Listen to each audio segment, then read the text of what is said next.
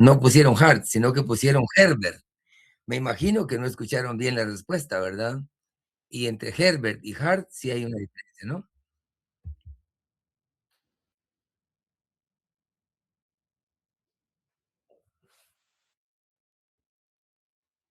Pero esa es parte de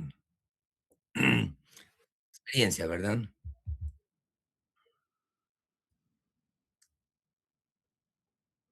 ¿Ustedes cómo sintieron, cómo o qué resultados esperan de ese examen? Algunos comentarios que quieran hacer. Muy buen examen, yo digo que una buena nota.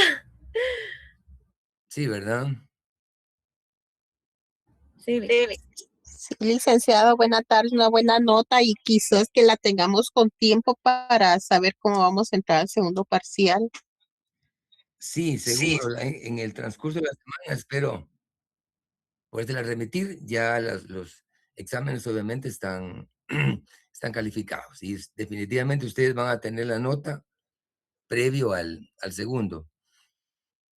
Interpreto, según la información que hemos recibido, que en esta misma semana Coordinación nos va a informar las fechas de los próximos exámenes. En cuanto al contenido, vamos a concretarnos en lo nuestro, digamos, en la clase. El próximo examen estaría, digamos, incluyendo lo que veamos esta semana. Yo espero que no haya inconveniente para que el próximo jueves también podamos tener una clase. De manera que lo que veamos hasta el jueves, de ahí se derivarán algunos cuestionamientos para el siguiente examen, ¿verdad? Y dejando la parte final, que son como unos 5 o 6 temas que son trascendentes para el examen final, ¿verdad? En el segundo examen no incluimos preguntas que estén vinculadas con la primera parte, ¿oye? Como para facilitar un poco el método de estudio, ¿verdad? Lo cual no quiere decir que se descuiden porque si en algún momento hay bastante materiales en este segundo examen, que hay mucho más material a aplicar que el primero, ¿verdad? Sé que hay muchas cosas que no están totalmente definidas, pero esperamos que se encuentre la mejor forma, porque el hecho de que la universidad esté cerrada, pues eso implica, eso tiene costo, eso tiene, digamos, incertidumbre. Entonces, que a veces uno dice, no sé dónde hay más incertidumbre, si entre la guerra de Irán y Estados Unidos con Israel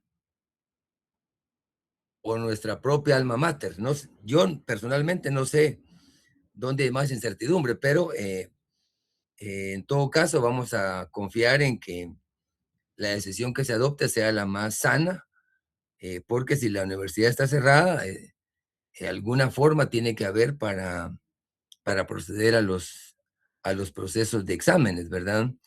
Que de hecho nos informan que si hubiese algún examen pendiente de los parciales,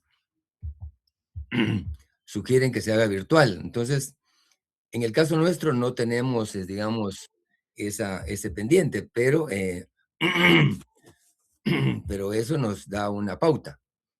Espero que encuentren la mejor forma para no solo ser objetivos, sino que ser eh, cuidadosos y consecuentes con el proceso de enseñanza-aprendizaje, ¿verdad? Porque, eh, como les he dicho, es importante ganar, pero también no se puede, digamos, soslayar la importancia de aprender, ¿verdad? Pero bueno, esa es una decisión que no depende de nosotros y estaremos pendientes ahí para ver cuál es la decisión que se adopte. Yo estimo que esta Jorge misma semana Cáceres, tu va a micrófono, haber por favor, estás información. interrumpiendo al licenciado. Sí, perdón. No, solo diciéndole a Jorge que por favor su micrófono porque lo estaba interrumpiendo, Lick. Les agradezco. Sí, es importante mantenerlos en silencio para poder, digamos, escuchar mejor, ¿verdad? Así es que les decía que yo personalmente confío en que se tome la mejor decisión y todo apunta a que esta misma semana estarán informando el procedimiento a seguir, ¿verdad? De todas maneras, independientemente del procedimiento, preparémonos y estemos prestos para poder darle cumplimiento a los intereses académicos, ¿verdad?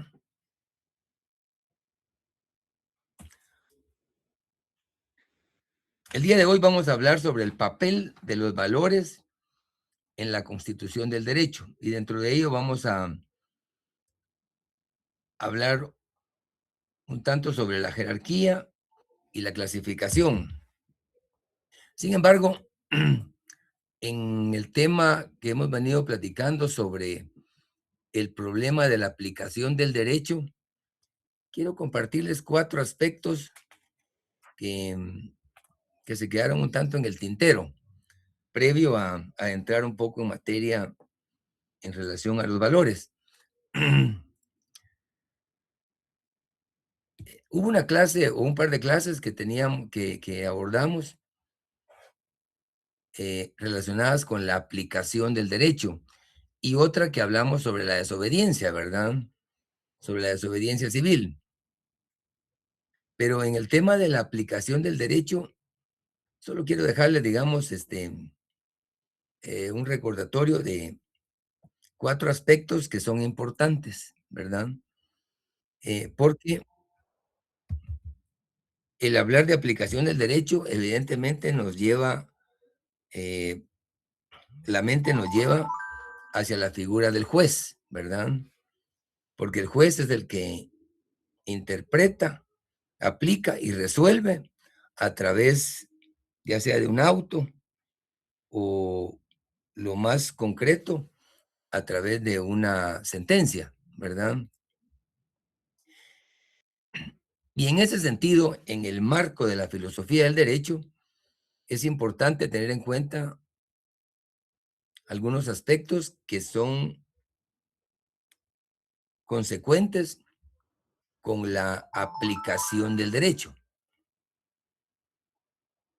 Tradicionalmente se ha hablado mucho del silogismo, ¿verdad?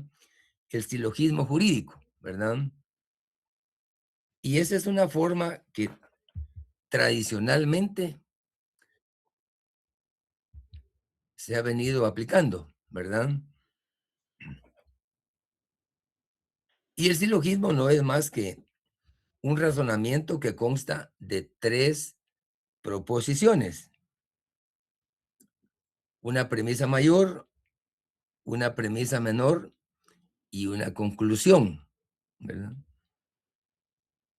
Entonces, aparentemente, un juez que aplique el silogismo jurídico, aparentemente estaría partiendo de eso, de un hecho concreto, a quién aplicarlo y como consecuencia, deducir lo que corresponde. Por muchísimo tiempo se estuvo hablando de que la mejor forma de aplicar el derecho era a través del silogismo jurídico. Sin embargo, en la práctica y en el devenir histórico y en los avances interpretativos, esa es una escuela que podríamos llamar la escuela que está superada, ¿verdad? Para aplicar el derecho en su dimensión, no es suficiente partir de una interpretación silogística o partir del silogismo, porque nos quedamos muy cortos. Que sí es cierto que en algún momento, evidentemente, eso es aplicable, ¿verdad? Porque al momento de aplicar la ley, se interpreta la norma que se ajusta al hecho concreto y se resuelve. También nos sirve el silogismo para ejercer incluso la defensa, porque a través de la interpretación de la premisa mayor, encontramos elementos que se vinculen o se desvinculen con la premisa menor. Entonces, es parte de, pero no es suficiente. ¿Eh? Digamos, si nos quedamos solo con pretender que el derecho se aplica solo a través del silogismo, nos quedamos muy cortos y en cuanto a la argumentación, no va a ser suficiente porque el derecho va más allá. Para aplicarlo va más allá que una simple deducción lógica, ¿verdad? Por los valores y las implicaciones que tiene una interpretación más abundante o más complementaria.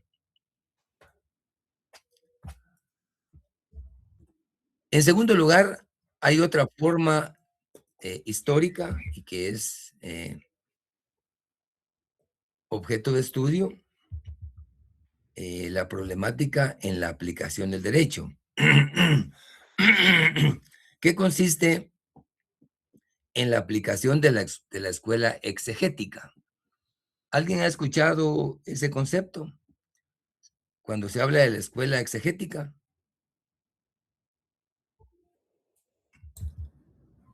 No, licenciado. Esto más que todo lo aplica uno o lo profundiza al estudiar derecho constitucional.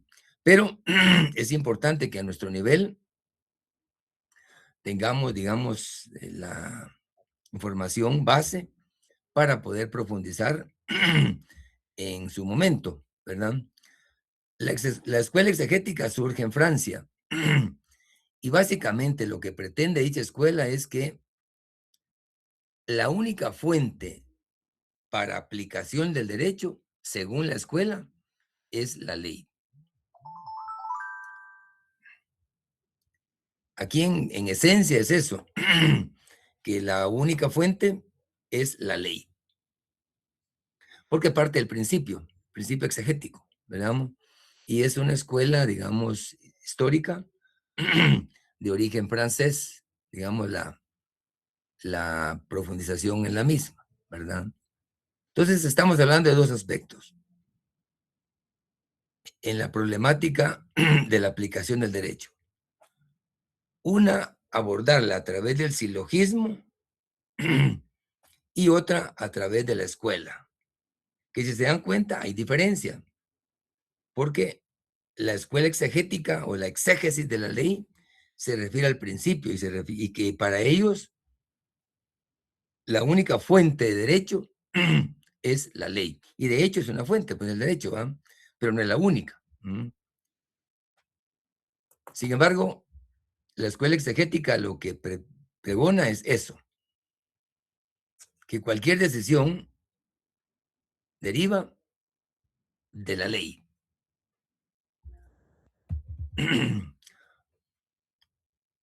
Una tercera forma, evidentemente hay muchísimas formas, pero acá nos vamos a quedar con algunas, no con todas, porque es extenso, pero una forma de abordar el tema consiste a través de el realismo jurídico. Realismo jurídico. Y se refiere que la vida real del derecho no ha consistido, dicen ellos, en la lógica, sino en la experiencia. Esta escuela del realismo jurídico es muy aplicable en Norteamérica, ¿verdad? Pero acá parte de que más allá de la lógica, más allá de la fuente, de la ley, es importante la experiencia. Y a eso obedece el concepto de realismo jurídico, ¿verdad? Entonces, de manera que ustedes pueden diferenciar entre el silogismo, la escuela exegética y el realismo jurídico, ¿verdad? Pueden diferenciar, digamos, o tener ciertas particularidades de lo que implica una escuela y otra. Y una cuarta, para ir concluyendo con este apartado, se refiere a la escuela de derecho libre. Esta escuela lo que habla es de que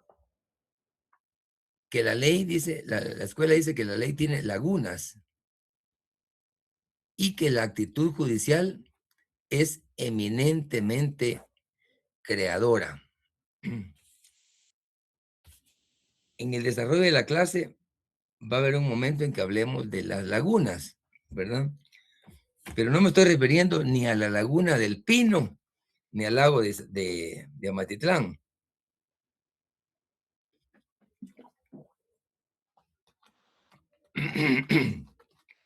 Me refiero a esos vacíos que encontramos en la norma. Y en ese sentido, la escuela de derecho libre indica que el derecho es fundamentalmente una actitud creadora esa, ¿no? Y también es razonable porque para un juez, cada sentencia es una creación distinta, porque son hechos concretos diferentes, ¿verdad? Y que el juez, conforme va conociendo el desarrollo del debate o dependiendo del juicio, va conociendo interioridades del caso y llega a una conclusión.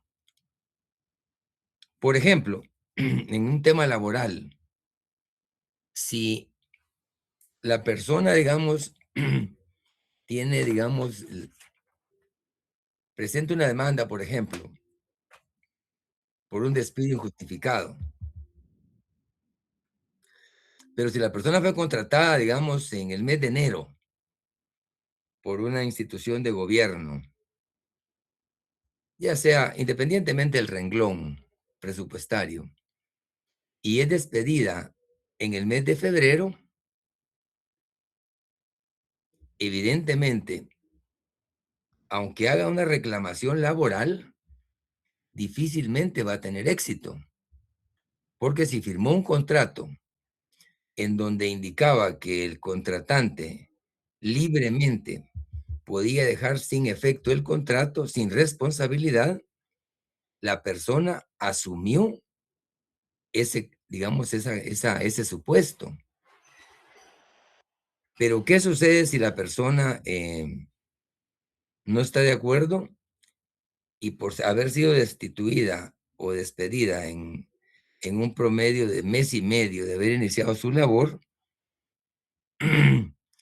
lo más seguro es que el juez va a aplicar tanto el Código de Trabajo, aunque ese es más aplicable al trabajador privado, pero sí va a aplicar la Ley de Servicio Civil, en donde indica que hay un periodo de prueba, que es de 3 meses. Y si no ha cumplido ese periodo de prueba y fue un contrato de carácter administrativo, el juez va a resolver que no hay forma de probar la relación laboral, porque la relación laboral se consolida cuando hay una actividad continua, ¿verdad? Y hay una función que cumplir, ¿verdad? Hay horario, hay atribuciones, hay jerarquías, en fin.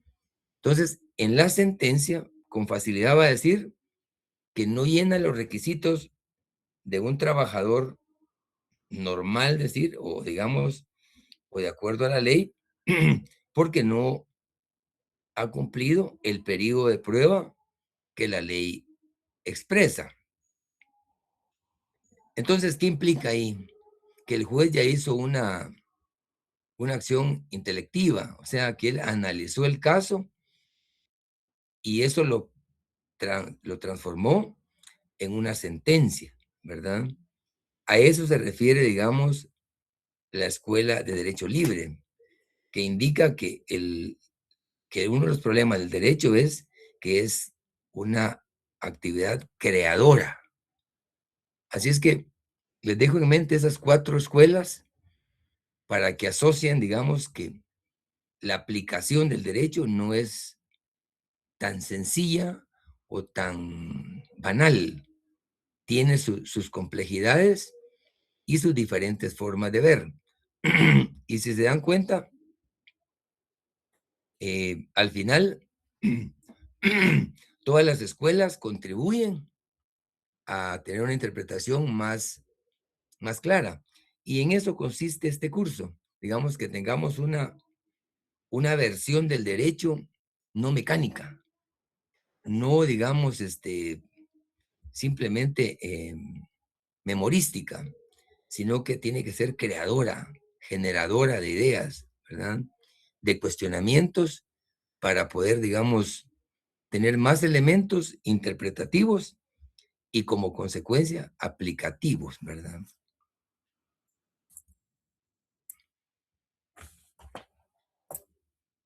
¿Estamos hasta donde hemos conversado?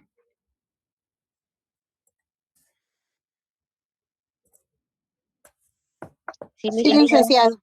Sí, todo bien. De acuerdo. En relación a al papel de los valores, el origen, para abordar dicho tema, como les dije, les hice un resumen, es pertinente iniciar con la interpretación y aplicación del derecho. En este caso ya brevemente retomamos un tanto sobre la aplicación, pero el origen de la teoría, tenemos que abordar el tema de la teoría de la interpretación para poder, digamos, enlazar los diferentes supuestos y las diferentes formas de aplicar el derecho. Y en ese sentido, el derecho no solo es objeto de interpretación, sino también de aplicación, lo que significa que sus normas pretenden ser premisa mayor de un razonamiento que enjuicia los comportamientos y que puede culminar en una decisión con fuerza jurídica, susceptible de imponerse coactivamente. Y de hecho, en eso consiste las normas jurídicas, su capacidad o su calidad de coercitivas, a diferencia de una norma moral que es o no aplicable, porque es aplicable en función de la ética y los valores, y queda, digamos, como sujeto a la personalidad, mientras que una norma jurídica es de aplicación obligatoria y general, ¿verdad? Aparece ahí, digamos, brevemente un ejemplo, que en este ejemplo es aplicable a la primera escuela, pero que es una forma de ir como facilitando la interpretación. Si la ley dice, por ejemplo, la ley que regula ya sea el asesinato o el homicidio, dijera, por ejemplo, el que matare será condenado.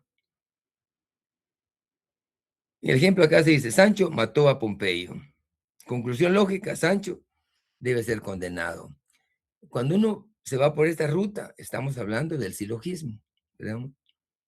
Estamos partiendo de una premisa mayor, una premisa menor y la conclusión. Por cierto, Montesquieu, el barón de Montesquieu, favorecía dicha interpretación porque él decía que es una conclusión lógica, ¿verdad? No obstante, nace así la teoría del razonamiento o de la argumentación jurídica. Aquí hay un tema que ustedes van a encontrar muchísima bibliografía y que vale la pena, digamos, que profundicen, porque la argumentación jurídica es fundamental para el desarrollo de una audiencia o para la elaboración de memoriales. Y por cierto, mi sugerencia es, cuando trabajen en un memorial, no traten de cansar al juez o al funcionario. Sean breves, sean concretos, porque muchas veces entre más argumentación se da, entre más se profundiza, más se confunde. En cambio, si se trata de ser preciso, regularmente se es más exitoso. Así es que cuyo objeto en el cuanto al razonamiento es doble. Dice, analizar o describir cómo actúan efectivamente los juristas. Esto es, mostrar el camino que conduce desde las normas que han de ser aplicadas y desde hechos que han de ser enjuiciados.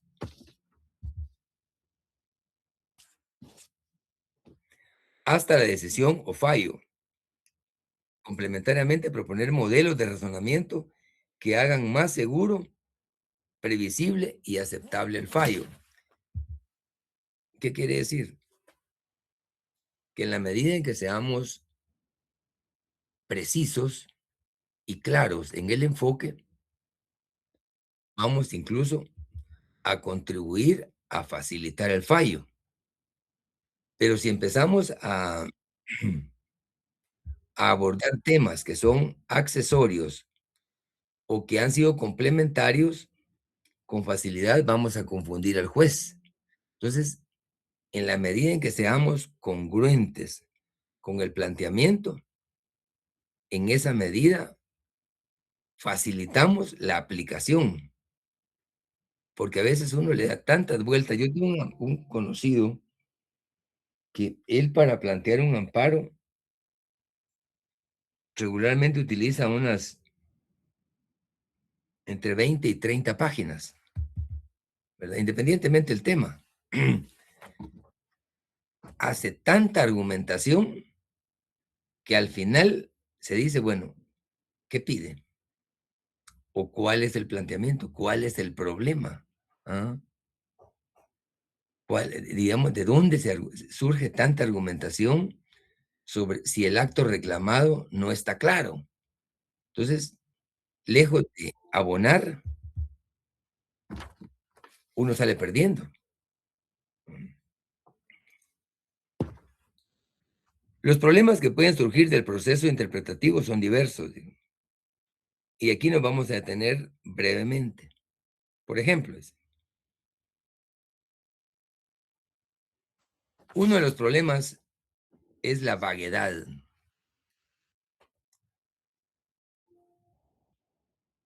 ¿Qué entendemos por vaguedad?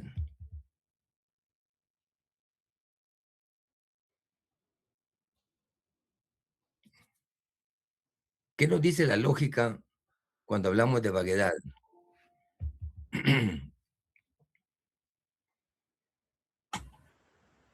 Tal vez que hablamos de todo menos de lo que es interesante, licenciado. ¿Cómo? Perdón, me decía. Que tal vez es que hablamos de todo menos de lo que es importante.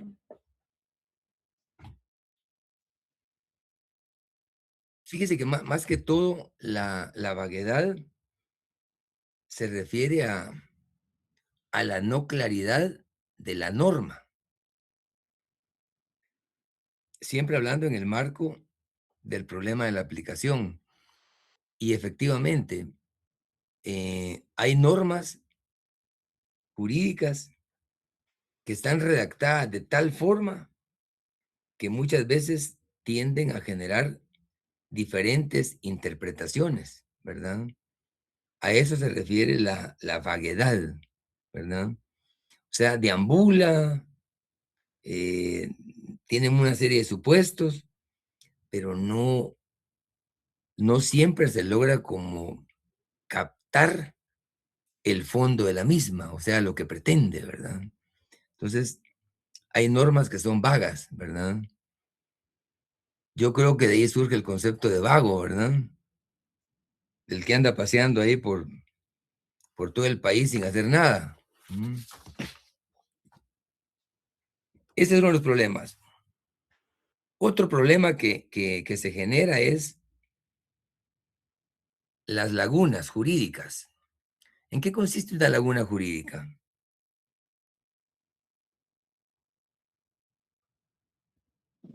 Entiendo que la laguna jurídica puede ser que no está definida exactamente qué es lo que está regulando. ¿Podría ser eso? Sí, la laguna jurídica se refiere a la ausencia de una regulación específica. Es decir, cuando se habla de algo, pero no está regulado. Entonces, para el juez incluso es un problema porque tiene que hacer un esfuerzo interpretativo para poder, digamos, aplicar la norma más ajustada o buscar una forma de aplicación supletoria o buscar la forma que más se encaje o se ajuste al supuesto necesario, ¿verdad? Pero sí, efectivamente, la laguna se manifiesta cuando hay ausencia de regulación, ¿verdad? Que en una norma se puede hablar de ciertos temas, pero hay algo que no está, digamos, establecido plenamente, ¿verdad? O sea, en eso consiste una laguna. Son conductas no reguladas en el derecho. Entonces, es parte del problema en la aplicación, ¿verdad?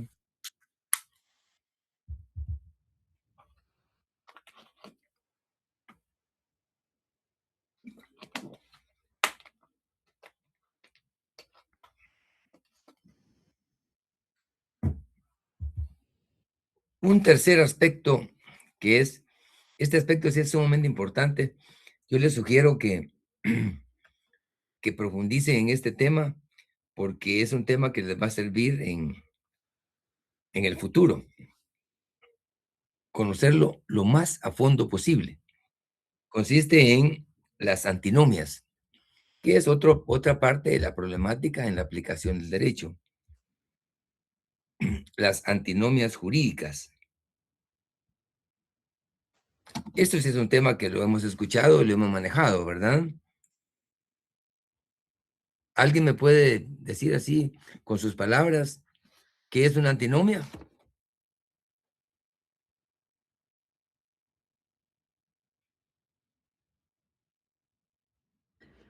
Buenas noches, Lick. No recuerdo exactamente, pero si no estoy mal, es cuando en una norma se establece algo y otra norma la contradice.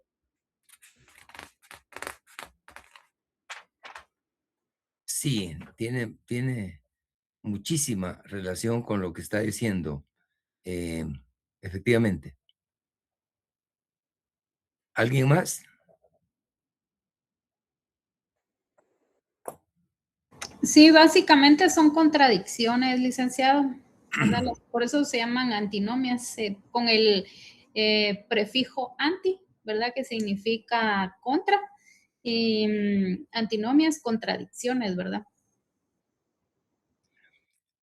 Sí, son calificaciones contradictorias. Eso se da cuando una norma establece ciertos aspectos o ciertos supuestos y otra norma establece aspectos contrarios.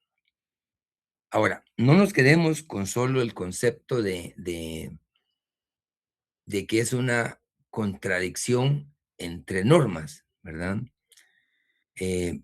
¿Por qué? Porque la antinomia se puede dar, podemos hacer un recorrido en la clasificación de las normas. Y una antinomia jurídica puede darse a nivel constitucional. Es decir, que una norma constitucional contradiga otra norma.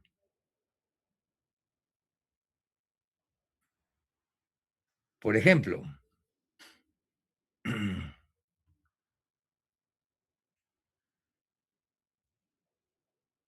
el derecho de manifestación. Es un derecho humano, ¿verdad? Y está establecido en la Constitución. Todos tenemos derecho a manifestarnos pacíficamente. Todos tenemos libertad de acción. Pero ¿qué sucede, por ejemplo, que por cierto se han dado este tema desde hace varios años, se ha venido como repitiendo? El tema de los famosos paros. Cuando se da un paro, estamos afectando el derecho de locomoción, de libre locomoción. Y aunque tenemos el derecho de manifestación, no tenemos el derecho de limitarle la locomoción a otro a través de nuestra manifestación, ¿verdad? De manera que si se pretendiera aplicar a favor el derecho de manifestación en contra de la locomoción, estaríamos mal, porque la jerarquía es la misma. En consecuencia, no podemos, digamos, pretender hacer valer un derecho en contra de otro. Sin embargo, sí se puede dar, digamos, una antinomia a nivel constitucional, es decir, una contradicción entre una norma constitucional entre sí. Esa es una clase de antinomias. Otra antinomia que es también que de hecho se da es la antinomia que se da ante las normas ordinarias. Todo decreto legislativo, todo decreto emergido, aprobado por el Congreso, constituye una ley ordinaria o incluso un decreto ley. Se convierte en una ley ordinaria, ¿verdad? Especialmente porque la Constitución avaló los decretos leyes, ¿verdad? Sí sabemos la diferencia, ¿verdad? Entre un decreto ley y una ley ordinaria.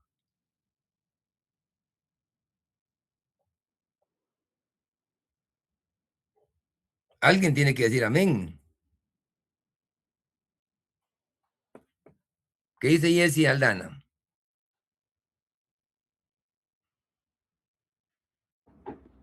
Lick, le soy sincera, ahorita no me recuerdo. Vean. Licenciado, tengo entendido que cuando una ley ordinaria es aprobada dentro de los marcos o parámetros establecidos legalmente, se vuelve una ley ordinaria. Por ejemplo, que si la propone el Congreso de la República.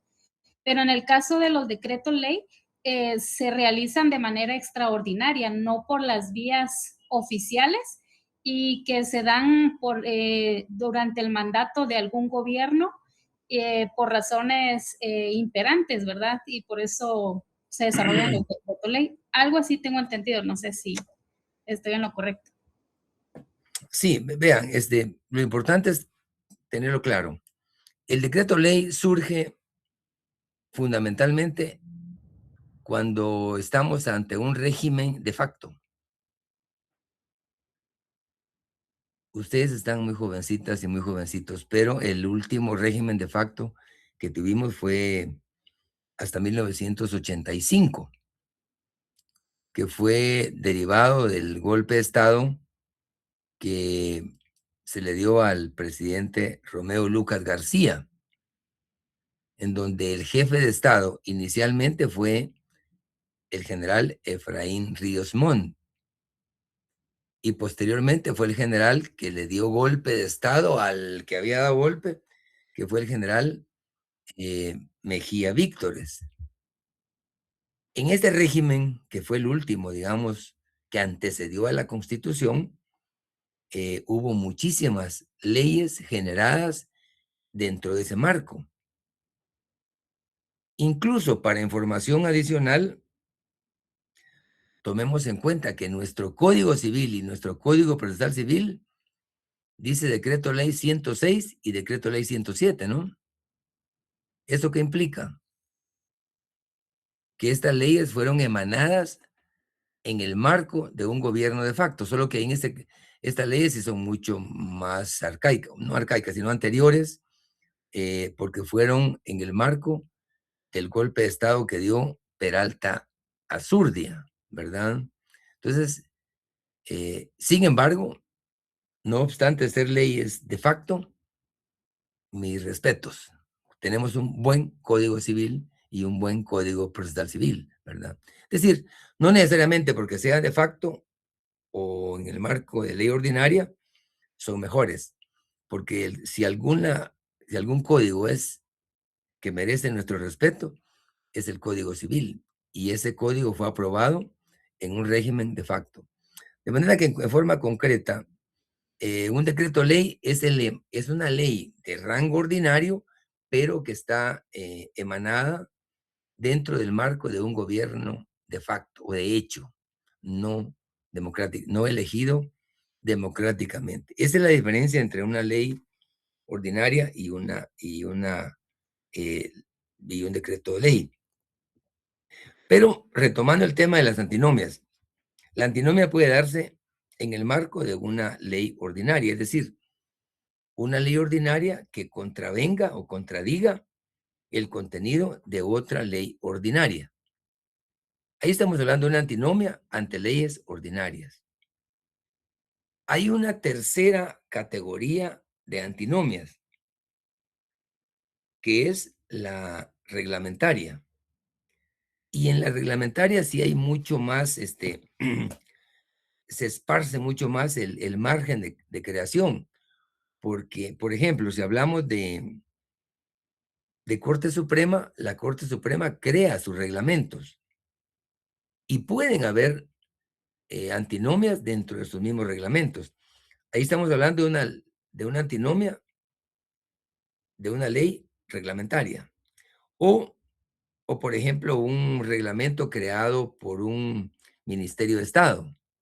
O el Ejecutivo, que es el que crea los reglamentos como parte de la aplicación adecuada de una ley ordinaria. Entonces, en concreto, las antinomias pueden ser a nivel de norma constitucional o a nivel de norma ordinaria o a nivel de norma reglamentaria. Sin embargo, ¿por qué les sugiero profundizar en el concepto de las antinomias? Porque no basta con que digamos que una antinomia es una contradicción entre una norma y otra, y decir que una contradicción puede darse entre normas constitucionales, ordinarias o reglamentarias. No basta. Más importante que eso es conocer cómo resolver esos conflictos, ¿verdad? Es decir, al encontrarnos ante una antinomia, el reto es cómo resolverlo. Y para eso hay un modelo de solución. Obviamente hay que profundizar en dicho estudio. Pero fíjense que se puede dar el caso de que una norma constitucional, es decir, perdón, que una norma ordinaria puede contravenir una norma constitucional. Según la Constitución, ninguna ley puede ser contradictoria a la Constitución, porque la ley nos indica que si es contraria, es nula ipso iure. Esto nos dice la Constitución. Sin embargo, en la práctica, se puede dar el caso que una norma ordinaria contradiga la Constitución y al analizar la antinomia, eventualmente puede aplicarse la ley ordinaria en contra de la Constitución. Ustedes dirán, ¿cómo es posible que esté diciendo semejante cosa? Sí se puede dar el caso, especialmente con las leyes ordinarias que son especiales, ¿verdad? Y pueden haber casos que eventualmente se den, ¿verdad? No son comunes, pero se puede dar. ¿Por qué? Porque las normas, la solución en las normas, en las antinomias, hay tres formas de resolverlas. Una es la cronológica. ¿Qué quiere decir esto?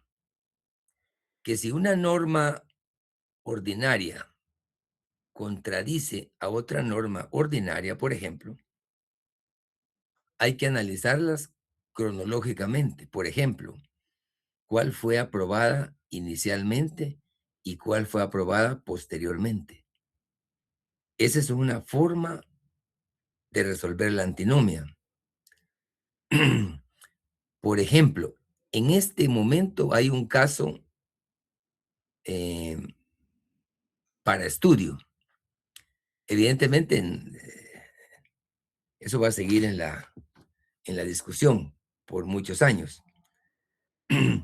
El presidente de la República no pudo destituir a la fiscal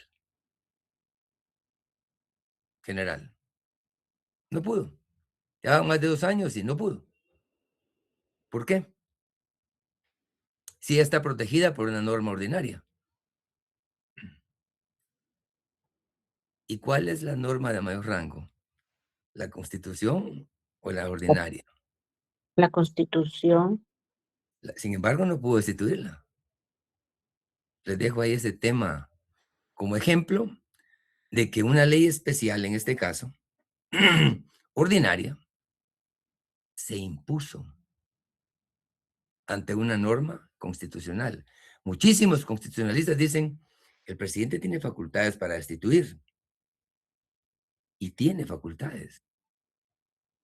Pero no tuvo la capacidad de aplicarla. Se impuso la ley del Ministerio Público. Y esa ley fue creada por el Congreso. La ley ordinaria. ¿Verdad?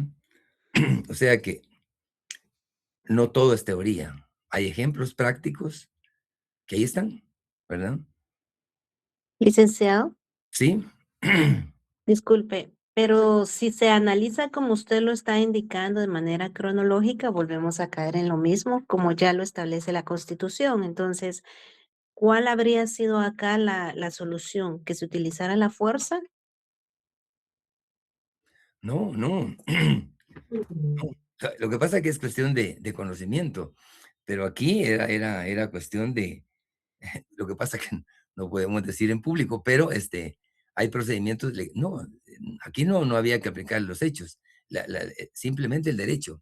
Lo que pasa que en este país todo cambia para no cambiar nada, pero aquí sí no aplica lo cronológico.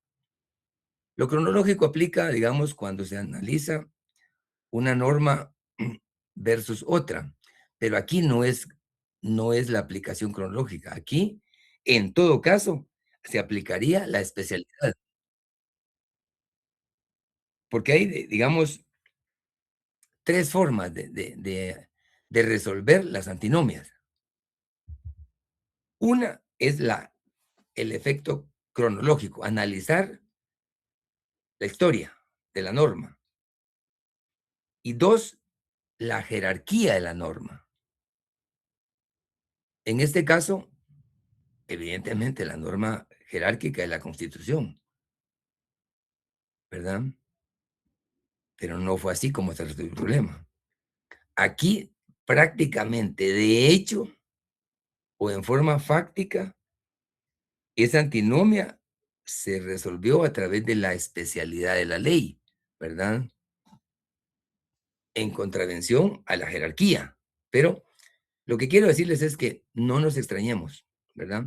La antinomia es una figura, una institución jurídica muy interesante, que hay muchísima literatura sobre ella y es fascinante. La verdad que es un tema bien interesante profundizarla porque en su momento es objeto de aplicación o de conocerse los temas, ¿verdad? Por ejemplo, en este momento hay un tema, que eso sí solo lo dejo ahí superficial, la aplicación de ciertos reglamentos que se están imponiendo sobre leyes ordinarias, pero ahí sí prefiero no profundizar, pero que sí tiene que ver la antinomia, pero eso sí, mejor lo dejo ahí en el tintero. Ujú. Eh, Le comprendemos, licenciado. por otro método, en otro sentido, es importante siempre en el marco de los métodos de interpretación, en el sentido de que se denominan métodos de interpretación a ciertas normas recogidas del propio derecho o utilizadas de facto por los juristas cuyo objeto es ayudar a la interpretación de las demás normas. Este tema de la interpretación es bien amplio y bien interesante porque en el fondo es como la esencia en la aplicación del derecho, ¿verdad? En la medida en que tengamos la capacidad de interpretar y de aplicar, en esa medida vamos a ser más diáfanos, más transparentes y más democráticos, ¿verdad? Entonces, sin andar buscando rodeos, ¿verdad?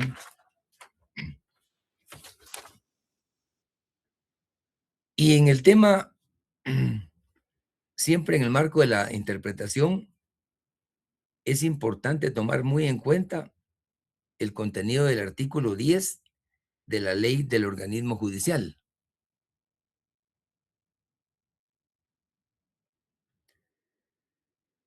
Deberíamos de leerlo, pero por el tiempo quisiera hacer una breve reseña de algunos ejemplos de interpretación, ¿verdad?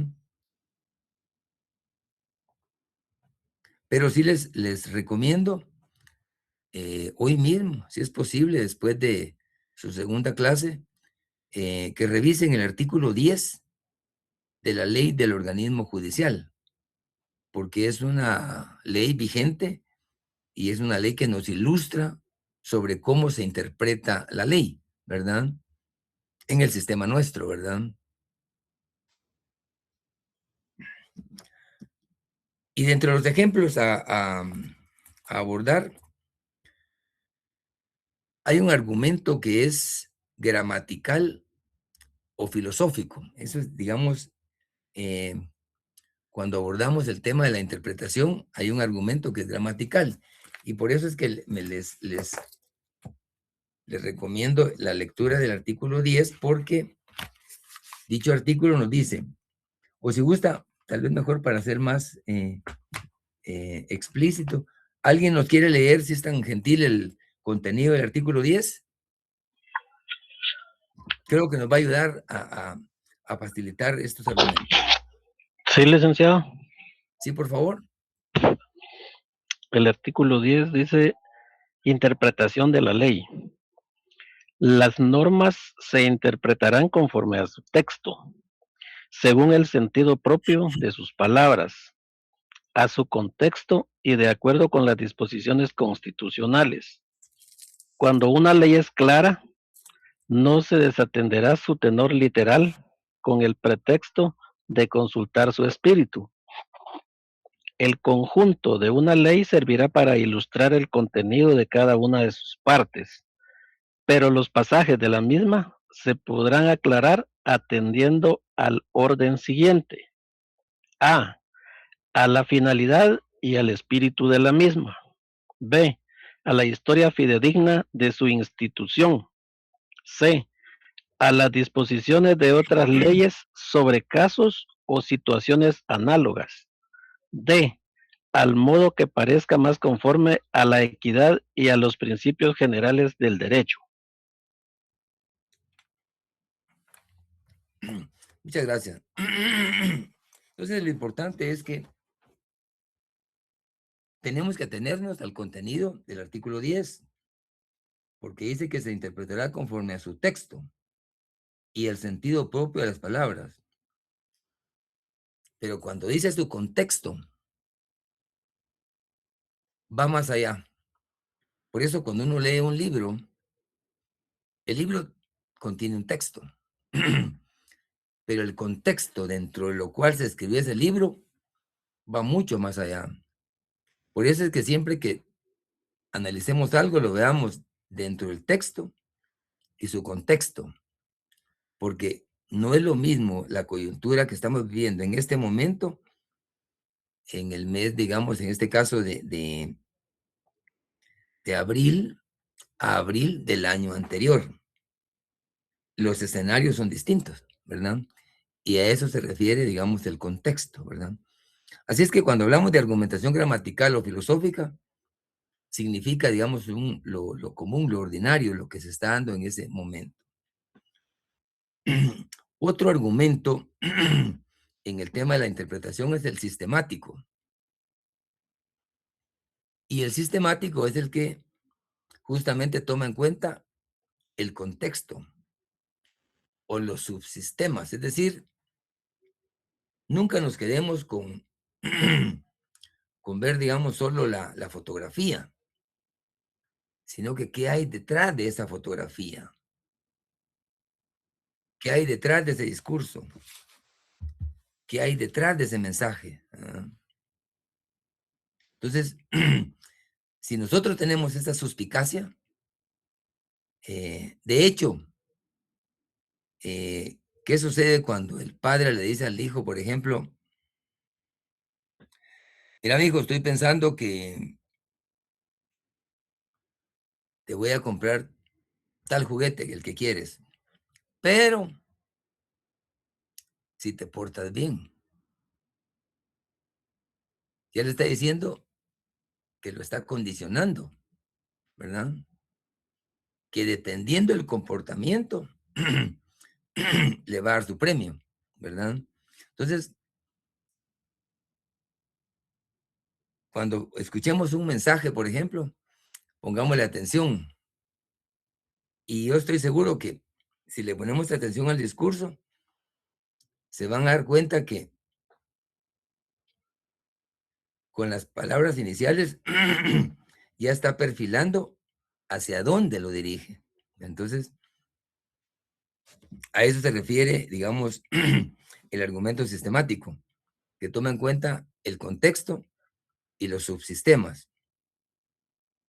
Estamos en el marco de la interpretación, ¿verdad? Otro argumento es importante, es el histórico. Significa lo tradicional, lo garantizado a la seguridad jurídica. El contexto histórico, ¿verdad? Lo que les decía, por ejemplo, del Código Civil, era una necesidad contar con un nuevo código. Y se contó en ese momento histórico, ¿verdad? Otro argumento que es aplicable es el argumento sociológico, que ahí se refiere al cambio judicial y a la nueva realidad. Actualmente, por ejemplo, se habla mucho de inteligencia artificial, se habla mucho de redes sociales, al extremo que en Guatemala las últimas decisiones que se han tomado, ha habido una influencia muy fuerte de las redes sociales. Y eso es bien delicado, porque en las redes sociales hay muchísima información falsa, muchísima información que no es correcta, pero fácilmente caemos en ella y la damos como válida. De esa cuenta en Guatemala, yo les he dicho, nosotros no votamos. Perdón. Votamos, pero no elegimos. Y después nos estamos rascando la cabeza, ¿qué hicimos, verdad? Pero hay una enorme influencia de las redes sociales. Y yo no voy a culpar ni a la población ni a los jóvenes, porque hasta los más viejos han caído, hemos caído en el tema. Por ejemplo, la última elección que tuvimos ante Junta Directiva del Colegio de Abogados, ¿quiénes elegimos a las autoridades actuales? El gremio de abogados. Y en dicha elección influyó muchísimo en las redes sociales. Y las diferentes elecciones que han habido, estamos increíblemente con una presencia increíble de las redes en la toma de decisiones. Y que a futuro, ¿qué se espera? Algo similar, cosa que es digna de análisis, ¿verdad? Pero eso se refiere a un tema sociológico, ¿verdad? Coyuntural sí, pero pareciera que vino para quedarse, ¿verdad? Otro argumento es el teleológico. Y el argumento teleológico se refiere a, a los fines, fundamentalmente a los fines, ¿verdad? Y es una forma de interpretación de la ley. También existe el argumento analógico. Y el argumento analógico lo que hace es buscar las semejanzas normativas a excepción de las normas penales. ¿Por qué creen que hay excepción en las normas penales?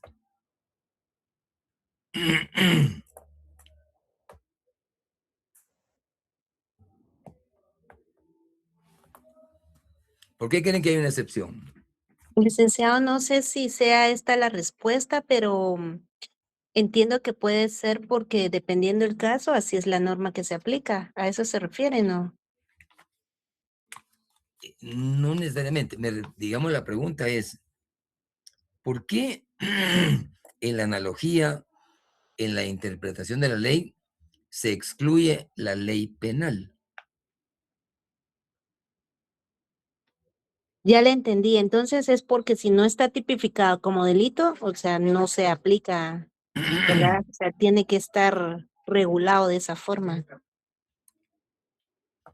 Sí, efectivamente. Hay una prohibición expresa Por la retroactividad de la ley. que tiene mucho que ver con aspectos como la retroactividad, pero que no se puede aplicar analógicamente a la ley penal. Cada caso concreto tiene lo suyo, tiene su propia aplicación. Es prohibido aplicar la analogía en materia de ley penal.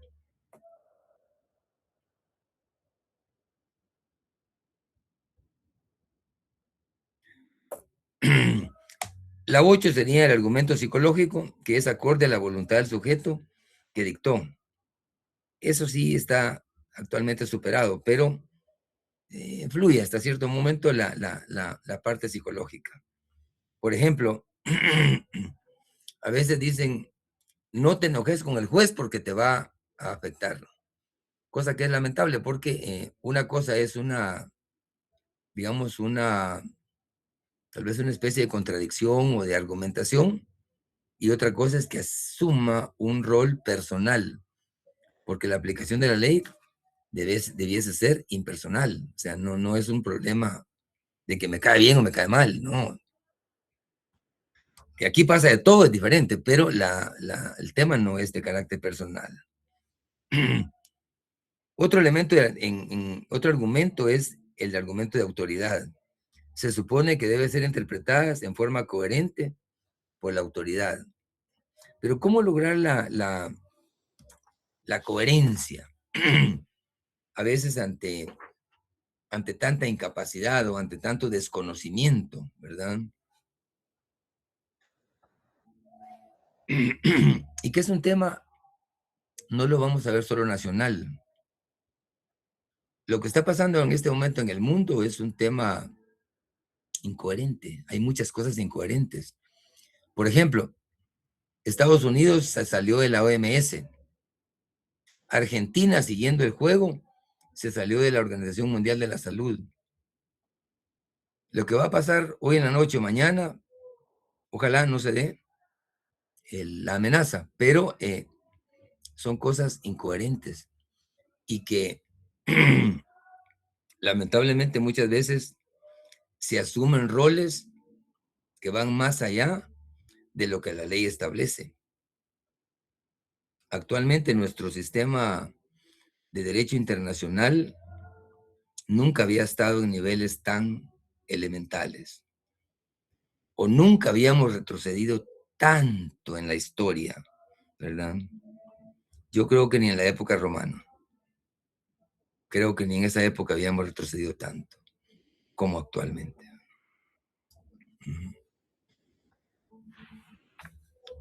Bien, ante dichos argumentos, me gustaría escuchar algunas opiniones, algunos comentarios sobre los mismos. Creen que son aplicables, creen que son de importancia para la carrera, creen que es algo que es teoría o que tiene relación con la práctica.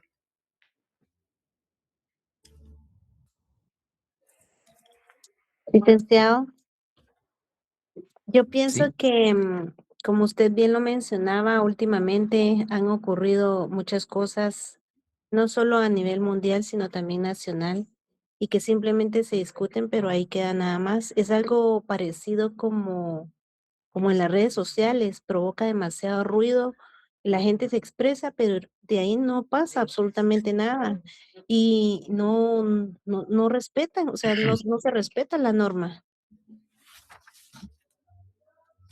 sí, lamentable, lamentable.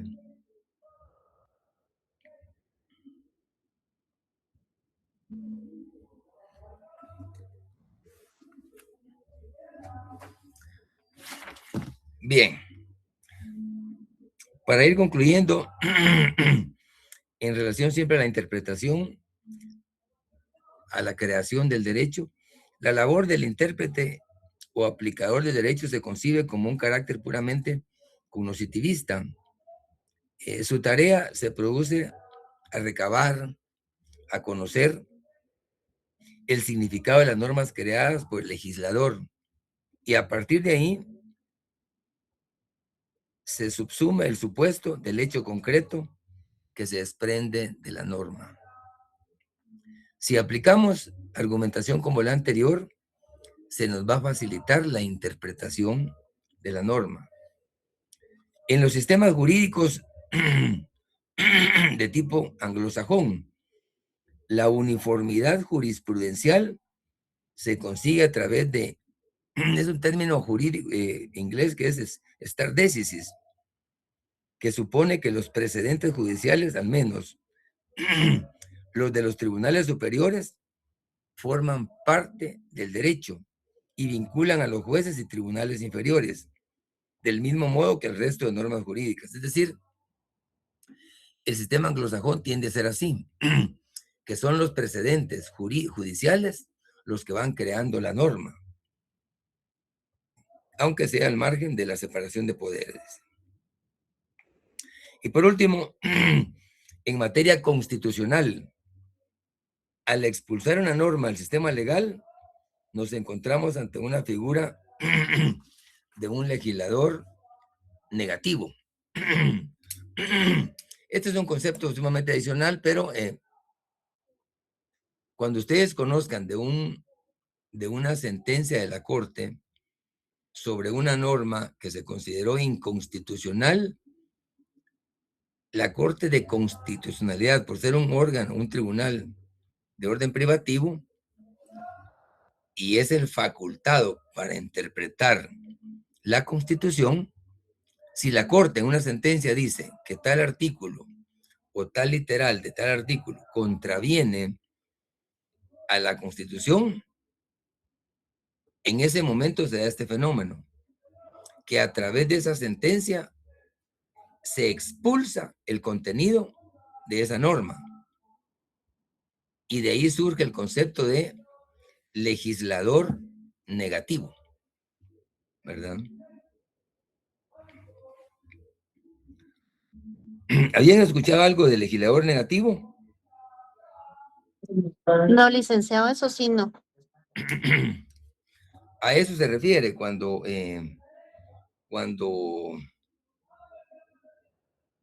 la Corte resuelve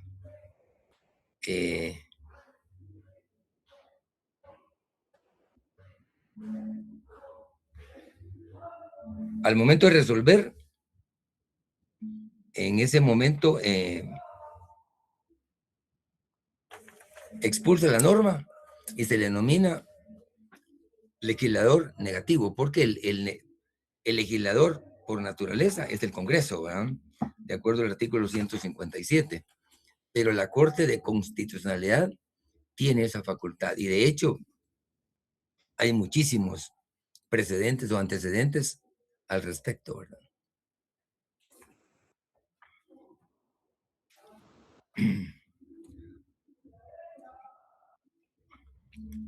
¿Algún comentario? ¿Algún cuestionamiento?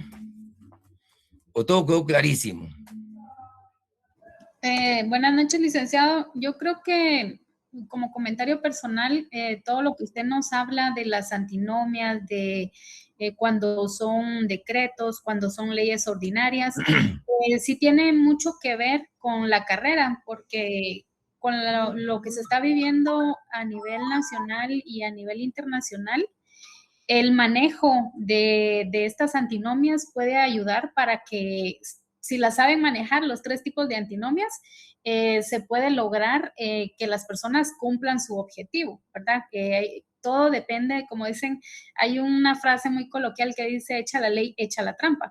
Dependiendo de qué lado esté uno, así uno puede manejar estas antinomias a favor o en contra para lograr de manera legal los objetivos que se están buscando. Y es importante tomar en cuenta en qué momento, como usted nos decía, en qué gobiernos de facto se hicieron determinados decretos que pues a la fecha siguen vigentes. Y entonces todo eso nos ayuda en la carrera como estudiantes y juristas, ¿verdad?